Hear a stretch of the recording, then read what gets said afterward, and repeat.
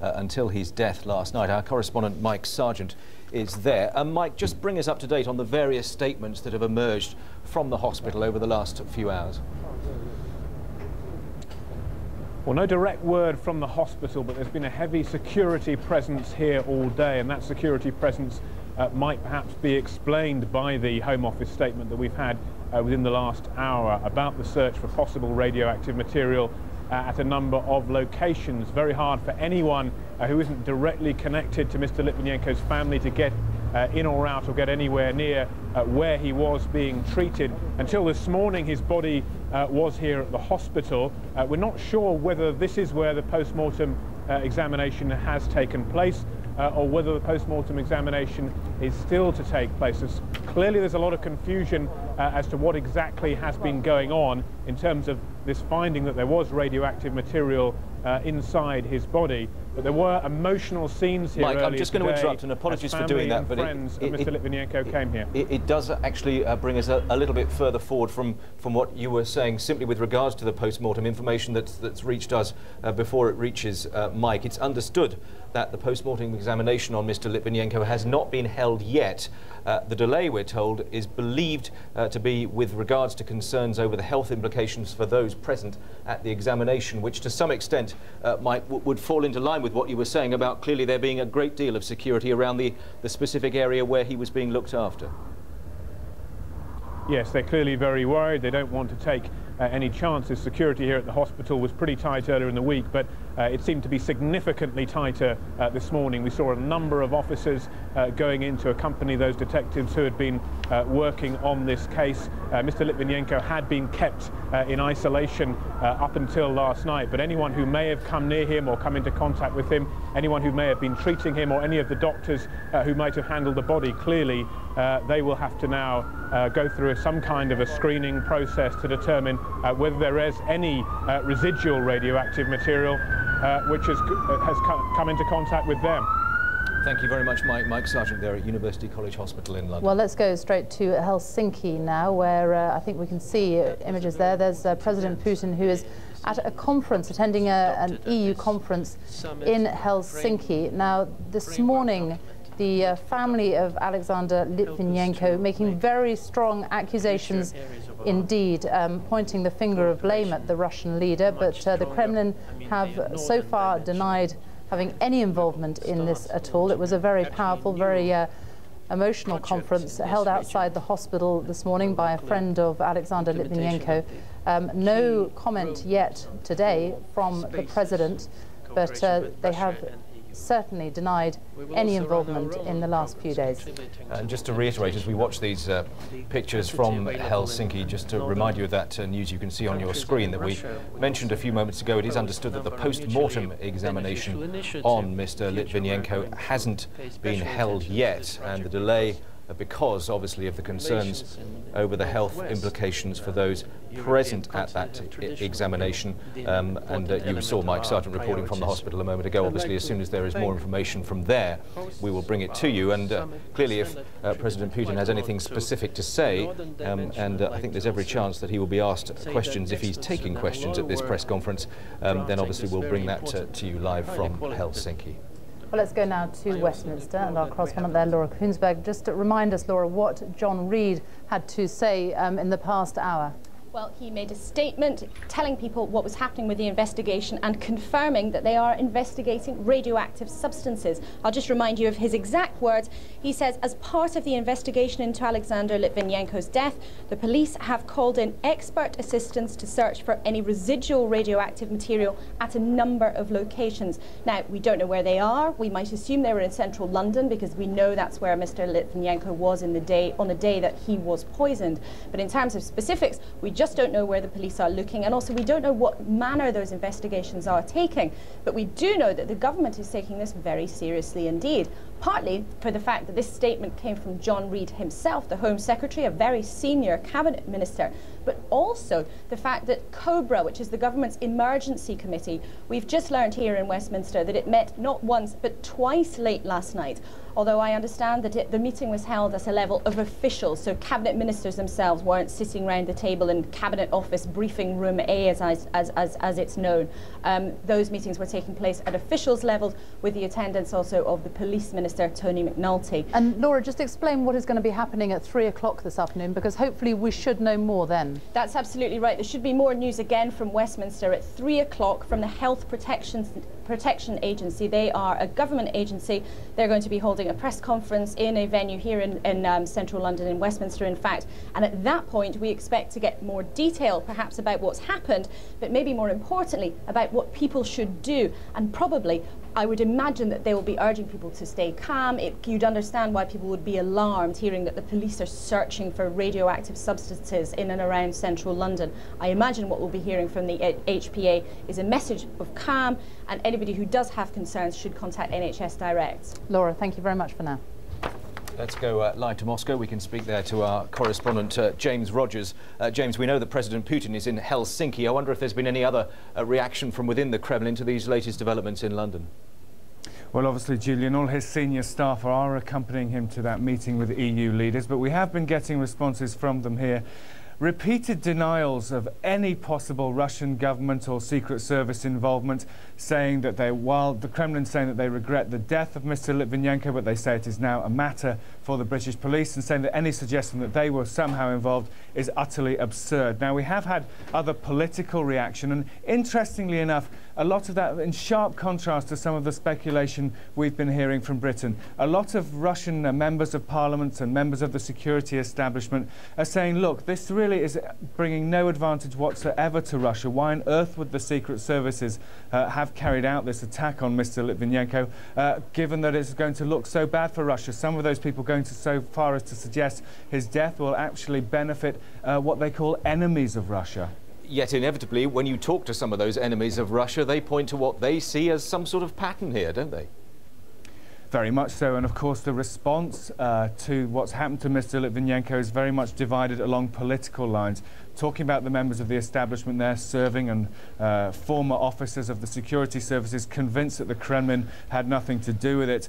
Other people, though, opponents of the current regime administration in the Kremlin, human rights activists, supporters of the journalist Anna Politkovskaya, whose death, of course, Mr. Litvinenko was investigating, are saying, well, yes, after all, the Kremlin did have the means and the Secret Services had the motives to carry out this attack had they wanted to do so. But as I say, complete denials both from the Kremlin and from Russia's Foreign Intelligence Service. Has there been much general media coverage of this, James, over the last few days?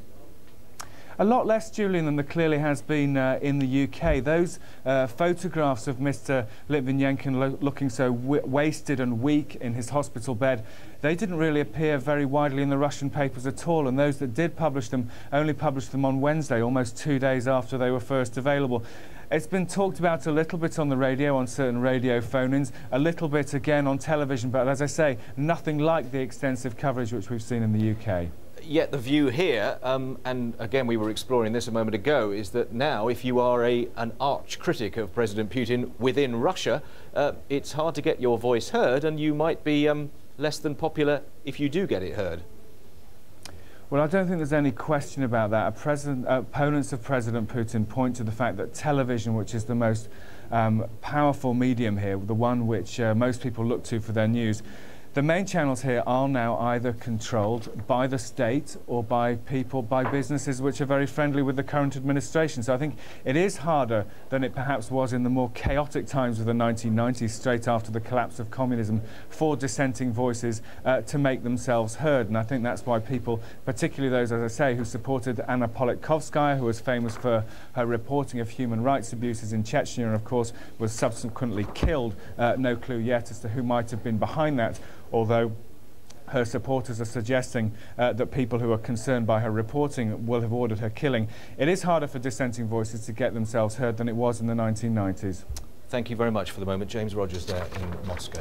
Well, just to remind you that police are investigating the death of the former Russian spy Alexander Litvinenko, and in the last hour they announced that they had brought in expert assistance to search for any traces of radioactive material in a body. In his body. The Home Secretary John Reid issued a statement a short time ago, and this is what he said. It was signed by the Home Secretary John Reid, and it read: "The Metropolitan Police are currently investigating the death of Alexander Litvinenko, which is believed to be linked to the presence of a radioactive substance in his body." Well, as part of this investigation, the police have called in expert assistance to search for any residual radioactive material at what are described as a number of locations. The health authorities will keep the public informed as appropriate. And anybody who is concerned should contact the number there, NHS Direct 80845 4647, and they have been briefed about this issue. Well, let's talk now to Stephen Diel, who's a Russian analyst at the online information service. Good afternoon. Just explain your thoughts on this. Could the Kremlin have been behind it? I think it's highly unlikely that it would be the Kremlin behind it, because they have nothing to gain by it. The thing that must be remembered is that Mr. Litvinenko was a former member of the KGB, which became the FSB after the breakup of the Soviet Union. And they do have a motive for being angry with him, because not only did he leave, and when you join the KGB, the FSB, it's kind of understood that you do it for life. So not only did he leave, but he then actually offended them deeply in two ways. One, that he announced that he'd been sent to London to kill Boris Berezovsky, the Russian businessman. And secondly, he then wrote a book which said that it was the FSB that were responsible for blowing up apartment blocks in Moscow in September 1999, which the then Prime Minister, Vladimir Putin, as he was then, used to start the Second Chechen War. Now, that's true. One, you don't leave, and two, you don't blow them, you don't go against them. So he's really there created a reason for himself. So to say that any Russian dissident or emigre has reason to fear, it's not actually true. He had particular reasons why he had upset very powerful people. And of late, he's understood to have been investigating the death of the Russian journalist as well. Yes, I mean, I think that's less likely. I mean, no one knows who killed Anna Politkovskaya, and a lot of people are looking into it. A lot of people were concerned. A lot of people were shocked by the news, but I don't see that that is a reason for upsetting the FSB in the way that the accusations about the apartment bombings, or what he said about, he claimed that he was sent to London to assassinate Boris Berezovsky. Now, of course, that also says something about his place in the KGB. He was not just some kind of foot soldier. He had risen to be a mid-ranking, going on towards high-ranking officer. Lieutenant Colonel is getting on for being a fairly senior officer. Had he been here for some time in London? Yes, I mean, he left Russia in 2000. And indeed had not only granted political asylum, but had been granted British citizenship. So he had been living here for some time. Now, there is that horrible phrase that revenge is a dish best served cold. And if the FSB wanted to do something to him, then they would be prepared to wait. As far as they were concerned, once one of their former number has gone against them, then they want to get their revenge. To me, if it is the FSB behind it, it's because of revenge. I can't see that this is just a political killing, or he upset his former bosses, and he knew that he was playing with fire by doing so. And do you think a poisoning of this kind could fit into that pattern? I mean, would it seem something that the FSB would be capable of carrying out? I'm sure they would be capable of carrying it out. And I think, indeed, since we got the news last night that he died, and also the medical news that, was it thallium? Oh, it seems to be thallium. No, it wasn't. Was it something radioactive? No, it wasn't. Now it appears to have been again. This is obviously something, whoever's done this knows what they're doing. This is not just some hit-and-run assassination. This is something that's been carefully planned. Now, to plan something like this carefully, you've got to be, to use a horrible word in a way, but an expert. You've got to know what you're doing. Now, the FSB is the kind of organisation, as indeed any Secret Service organisation would be, that would have the kind of people who would know what they were doing. So that's why, again, to my mind, the finger certainly points in that direction. But, I mean, this morning, and I'm sure you saw it, there was a press conference this morning held outside the hospital by Alexander Litvinenko's friends, and they pointed, or he pointed, words from beyond the grave in a statement that he dictated 3 days ago. He pointed the finger at Vladimir Putin. Yes, and that, I think, is hardly surprising, and it's hardly surprising because, of course, the people we now genuinely must feel very sorry for are his family and friends. I mean, they've lost someone very dear to them, whatever the circumstances. I mean, let's not forget that. It is a human tragedy too. But In fact, there was a law passed by the Duma, the Russian parliament, back in the summer, which said that the FSB, the secret services, can take action against terrorists or someone they see as a threat to Russia without actually speaking to the Kremlin. They are authorized to carry out actions that they see as a threat to Russia off their own bat. Now, they would say that a KGB officer, former KGB officer, speaking out against them, harming their interests, was doing something that would harm Russia. That is their logic. Steve Deal, thank you very much. Well, a few moments ago, our security correspondent Gordon Carrera gave us more details of what he knows. Clearly, the government has taken this seriously. I've been told by an official source at Whitehall that COBRA, the Cabinet Office briefing room, the committee which really assesses emergencies, met last night and into the morning to look at this issue, and there were a series of discussions about dealing with this, and that gives you a sense of the level of seriousness which this is being treated. And I also understand that the developments which led to that only came in very late last night, late into the evening, that they understood what was going on. Now, we did know before that there could have been a radioactive element to his poisoning. Doctors had suggested that based on his symptoms, but clearly they've got more information about the substance. The key question, though, is how it was delivered and where to him to make him sick in that way. That is why they're searching locations, including, we think, his house, trying to establish where this took place and how, and that's very important. And that, of course, points to this mention of a residual radioactive material, which is clearly going to concern people. Exactly, and I think there's a clear understanding that as soon as you say the word radioactivity, there. We're going to cut away from that to go straight to Helsinki, where we're told Vladimir Putin is talking specifically about this. Let's listen in. And I deplore this, and I would extend my condolences to the family of Mr. Litvinenko, who, as far as I understand, in the medical statement of British physicians, it doesn't say that this was a result of violence, or this is not a violent death. So there is no ground for speculations of this kind. Anyway, we believe that our British colleagues, including law enforcement officials, understand their responsibility for protecting citizens living in the UK. That includes the Russian Federation citizen, irrespective of their political views when they're in Britain. So I hope that the British authorities would not contribute to instigation of political scandals. It has nothing to do with reality. Now, if there's a need, Russian authorities, including our investigative bodies and the procurators, will offer any help that's needed for investigation, if that investigation takes place. Now, regarding the note that you mentioned, if this note really appeared before the death of Mr. Litvinenko, I wonder why it wasn't published when he was alive. Now, if it appeared after his death, then naturally I don't think there are any comments that we can make. And those who did it, not God, and Mr. Litvinenko is not Lazarus. So, unfortunately, tragic events like the death of one are used for political provocations.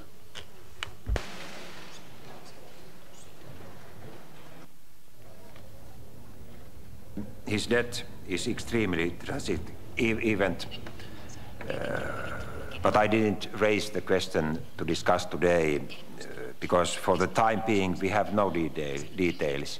And UK authorities are investigating the matter now, and they have to do that work now.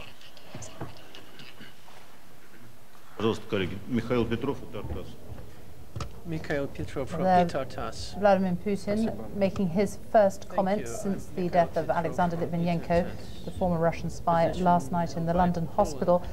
He said that he sends his condolences to his family, to Alexander Litvinenko's family. He says it wasn't a violent death, that there wasn't ground for speculation. And he says that the Russian authorities would offer any help needed. He said that at the moment it was in the hands of the British authorities, but Russian authorities would offer any help needed to investigate. He also questioned this note. Now, this is the note that was read out this morning by one of Alexander Litvinenko's friends outside the hospital, in which Alexander Litvinenko firmly pointed the finger at Mr. Putin himself. It was a note that we are told was dictated 3 days ago by Alexander Litvinenko. Vladimir Putin there saying if the note appeared before he died, why was it not published when Litvinenko was alive? Well, that press conference continues in Helsinki between EU members and Russia, which was organised well before any of today's events. If anything more significant emerges, we will, of course, cross back to it. In the meantime, Oleg Gordievsky, a former KGB colonel, says the poisoning bears all the hallmarks of the Russian FSB agency. Radioactive material, it was the stuff which I expected to be found in Mr. Litvinenko's body. It was a typical addition to the KGB drugs, because the drugs they produce now, they have more than 40 names of the drugs. They are very sophisticated for all kinds of different situations. One from the president of the Ukraine, one for Politkovskaya on the aircraft, and another for Alexander Litvinenko. So they found a very, very clever and very nasty drug, radioactive drug for Litvinenko. And it was so complicated that in those 3 weeks he was in the hospital, and the best doctors, toxicologists, were working on him, and they could not find out what kind of radioactive stuff it was. It's very sad. So in your mind, there has been a clear pattern here when you look back at previous recent cases? Oh, yes, yes. It's a clear KGB pattern. And from case to case, it is the poison is more sophisticated. In the late 50s, it was a poison which made you have a heart attack immediately. But it had to be shot from a gun, which was a bit complicated for the officer to use. Then they started to put the drug into the soup, like to Yushchenko, president of the Ukraine. Then they put the drug into the tea, which is becoming popular substance, where to put the drug to Mrs. Politkovskaya on the plane. And then they put also a very, very nasty drug, because it was not like Politkovskaya. Politkovskaya was unconscious for 36 hours, and then she recovered. And this drug was such one that Mr. Litvinenko slowly, agonizingly was dying for 3 weeks. It was a terrible execution. It was an execution of a British citizen on the British soil by a foreign secret service. If you are right about that, why do you believe those who carried this out felt that this man particularly was such a threat? No, he was not a threat for them. He was a threat to head of the KGB and threat to President Putin, because of what he knew. But no, because what he was writing. He was writing every week an article against Putin and the head of the KGB. Each week there would be an great, aggressive, sharp, sarcastic article about Putin and his sins and his crimes, and about the KGB as well.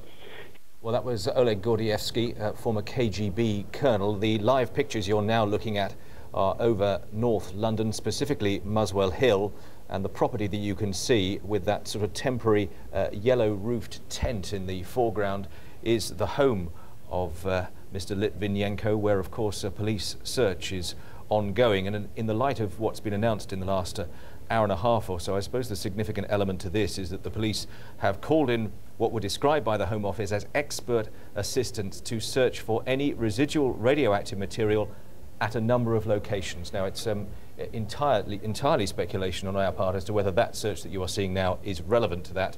But clearly, if there are a number of locations involved, it's perhaps not unreasonable to imagine that that might be one of them. Clearly, a lot of police activity going on. You can see the police vehicle there as well, from above. Obviously, we'll keep an eye on events in Muswell Hill here throughout the afternoon as well on BBC News. There is also a press conference at 3 o'clock this afternoon when the situation should be made clearer. It's going to be held by the Health Protection Agency, and they're going to be revealing further details. Well, police are searching a number of locations for residual radioactive material following the death of the former Russian spy.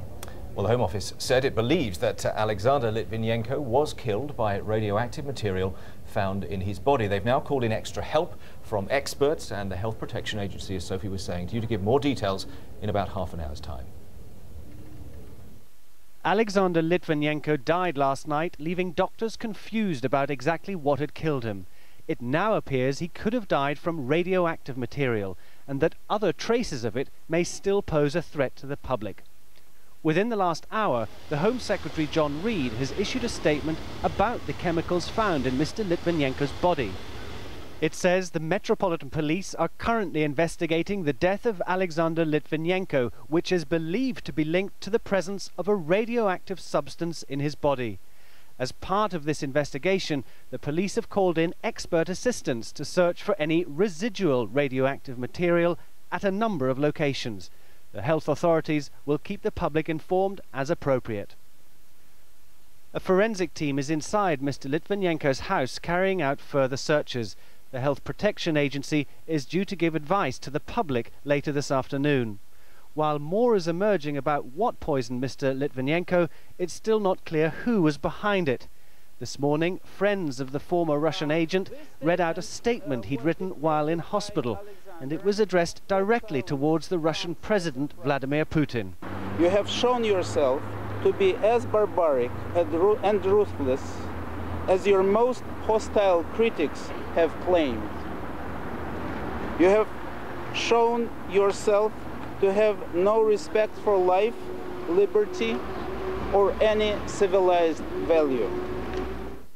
Alexander Litvinenko had always claimed the Kremlin was out to get him. He'd accused Russia's secret service of being behind a campaign of assassination and bombings designed to boost the popularity of President Putin. The Russians actually passed legislation that gave them the legal right under their own legal system to exterminate, liquidate extremists as they see them, and that includes non-Russian citizens, and it was widened to include anybody that libelled the regime in their view. So they gave themselves a license to kill. Mr. Putin is attending EU talks in Helsinki today, but his spokesman at the Kremlin has described Mr. Litvinenko's accusations as absurd. Some of Mr. Litvinenko's friends agree that it's more likely he was a victim of a renegade group of his former colleagues in Russian intelligence. Alexander Litvinenko's last job before he came out within the FSB, he was in their internal investigations operation, looking into corruption, looking into how some of the KGB coerced their fellow citizens. He made a lot of enemies at that time. Exactly which poison was used and how it got into his body remain unanswered questions. The Metropolitan Police aren't yet treating this as murder. They're describing it as an unexplained death. But Mr. Litvinenko believed he was deliberately targeted. The last interview he gave is printed in a newspaper today. "The bastards got me," he said, "but they won't get us all." Ben Gagan, BBC News. You're watching BBC World. I'm Geeta Gurumuthy. We've been bringing you special coverage of that poisoning case of Mr. Litvinenko because of an announcement by the British police in the last hour of more radioactive material that they are searching for. Now, there is a press conference due in about 30 minutes where we will bring you more information on that search. We've had a President Putin statement also saying that this was not a violent death, so there is no grounds for speculation of this kind, and he sends his condolences to Mr. Litvinenko's family, and he says that if needed, the Russian authorities will be of assistance. He's also questioned that statement released on behalf of Mr. Litvinenko by his family and supporters. We will bring you more on this as we get it over the next half an hour. Now, other news today.